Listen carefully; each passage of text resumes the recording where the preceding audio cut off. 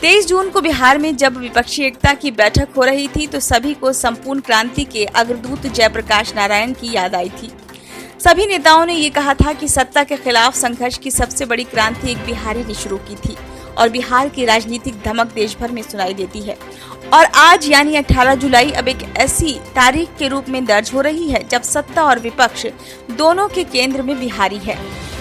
सत्ता पक्ष यानी राष्ट्रीय जनतांत्रिक गठबंधन की दिल्ली में हो रही बैठक में असल चर्चा बिहारियों के आसपास घूमेगी तो बेंगलुरु में विपक्षी एकता को लेकर हो रही बैठक ही बिहारी नेताओं की देन है। करीब 2200 किलोमीटर की दूरी में हो रही दोनों ही बैठकें देश की राजनीतिक दिशा तय करेंगी। भारतीय जनता पार्टी यानी कि बीजेपी के राष्ट्रीय अध्यक्ष जगत प्रकाश नड्डा जन्म से बिहारी हैं।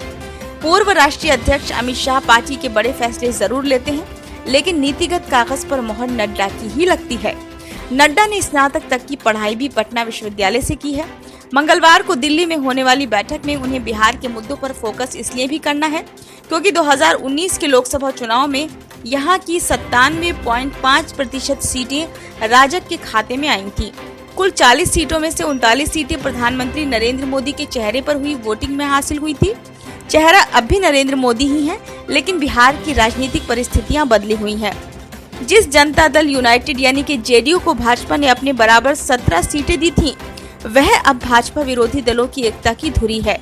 बिहार में भाजपा ने 17 की 17 सीटें जीती थी। जदयू के 17 में से 16 सांसद बने थे।